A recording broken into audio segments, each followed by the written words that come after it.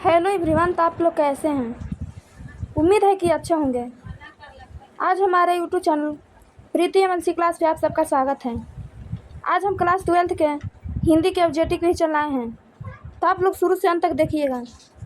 चलिए हम क्लास को स्टार्ट करते हैं। प्रश्न संख्या 1, भूषण ने कौन सी कविता लिखी है। इसका सही ऑप्शन होगा ऑप्शन नंबर सी, कवित। प्रश्न संख्या 2, कवित शीर्षक कविता के कवि कौन है। इसका सही ऑप्शन होगा ऑप्शन नंबर बी, भूषण। प्रश्न संख्या 3, भूषण रीतिकाल की किस धारा के कवि हैं। इसका सही ऑप्शन होगा ऑप्शन नंबर डी, रीति युग धारा के। कवित के प्रथम पद में कौन सा रस है। इसका सही ऑप्शन होगा ऑप्शन नंबर ए, वीर रस। चलिए आगे बढ़ते हैं। कवित के द्वितीय पदों में किस रस की अभिव्यंजना हुई है। इसका सही ऑप्शन होगा ऑप्शन नंबर सी, वीर रस। भूषण ने मुख्यतः किस भाषा में रचना की। इसका सही ऑप्शन होगा ऑप्शन नंबर बी, ब्रज भाषा। चलिए आगे बढ़ते हैं। छत्रसाल की तलवार ने कौन सी रूप धारण कर रखा है। इसका सही ऑप्शन होगा ऑप्शन नंबर ए, रौद्र रूप। छत्रसाल की तलवार काली देवी को क्या प्रदान करती है। इसका सही ऑप्शन होगा ऑप्शन नंबर ए, प्रसाद। चलिए आगे बढ़ते हैं। निम्नलिखित में से कौन सी रचना भूषण की है। इसका सही ऑप्शन होगा option number D, Shivraj Bhushan. Bhushan ने समुद्रगामी से किसकी तुलना की है। इसका सही ऑप्शन होगा ऑप्शन नंबर बी, शिवाजी की। चलिए आगे बढ़ते हैं। भूषण के प्रथम दंड में कौन सा रस है। इसका सही ऑप्शन होगा ऑप्शन नंबर सी, वीर रस। भूषण के द्वितीय छंद किस रस की अभिव्यंजना हुई है। इसका सही ऑप्शन हो जाएगा ऑप्शन नंबर बी, रौद्र रस के। प्रलय भानु तप तोम में कौन अलंकार है। इसका सही ऑप्शन होगा ऑप्शन नंबर ए, रूपक। चलिए आगे बढ़ते हैं। कौन सी कृति भूषण की है। इसका सही ऑप्शन होगा ऑप्शन नंबर बी, शिवा बापनी। कवि भूषण की उपाधि की दी थी। इसका सही ऑप्शन होगा ऑप्शन नंबर ए, चित्रकूट के सोलंकी राजा रुद्रशाह ने। चलिए आगे बढ़ते हैं। प्रश्न संख्या 16 की ओर। भूषण ने किस रस को प्रमुखता दी। इसका सही ऑप्शन होगा ऑप्शन नंबर डी, वीर रस। शिवभूषण में कितने अलंकारों का निरूपण हुआ है। इसका सही ऑप्शन होगा ऑप्शन नंबर डी, 105। भूषण की कृति नहीं है। इसका सही ऑप्शन होगा ऑप्शन नंबर डी, हर्षोल्लास। भूषण के प्रिय नाटक कौन है। इसका सही ऑप्शन होगा ऑप्शन नंबर ए, छत्रपति शिवाजी और छत्रसाल। चलिए आगे बढ़ते हैं। शिवाजी का पुत्र का नाम क्या था। इसका सही ऑप्शन होगा ऑप्शन नंबर बी, साहू जी। शिवा बापनी में कितने मुक्तक हैं। इसका सही ऑप्शन होगा ऑप्शन नंबर सी, 52। छत्रसाल दशक में छंद है। इसका सही ऑप्शन होगा ऑप्शन नंबर डी, 10। चलिए आगे बढ़ते हैं। भूषण के पिता का नाम क्या था। इसका सही ऑप्शन होगा ऑप्शन नंबर ए, रत्नाकर त्रिपाठी।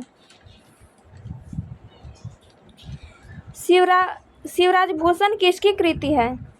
इसका सही ऑप्शन होगा ऑप्शन नंबर बी भूषण के।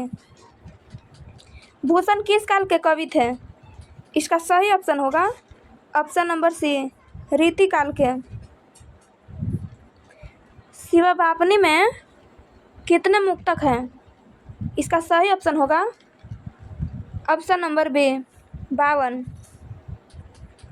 चिंतामणि त्रिपाठी भूषण के कौन थे? इसका सही ऑप्शन होगा ऑप्शन नंबर ए भाई। शिवबापनी में किसकी वीरता की बखान है? इसका सही ऑप्शन होगा ऑप्शन नंबर ए शिवाजी की। चलिए आगे बढ़ते हैं। छत्रसाल दशक किसकी कृति है? इसका सही ऑप्शन होगा ऑप्शन नंबर सी भूषण की। जयशंकर प्रसाद ने कौन सी कविता लिखी है? इसका सही ऑप्शन होगा ऑप्शन नंबर बी तुमुल कोलाहल कलह में। जयशंकर प्रसाद का जन्म कब हुआ था? इसका सही ऑप्शन होगा ऑप्शन नंबर सी 1889 में। जयशंकर प्रसाद के पितामह कौन थे? इसका सही ऑप्शन होगा option number A Shivratna Sahu. Jaishankar Prasad कितनी वर्ष की अवस्था में पितृविहीन हुए थे? इसका सही ऑप्शन होगा ऑप्शन नंबर बी 12 वर्ष में। जयशंकर प्रसाद हिंदी साहित्य के किस काल के कवि थे? इसका सही ऑप्शन होगा ऑप्शन नंबर सी आधुनिक काल के। प्रसाद जी की किस कृति में आधुनिक मानव सभ्यता की मार्मिक समीक्षा की गई है? इसका सही ऑप्शन होगा ऑप्शन नंबर डी कामायनी।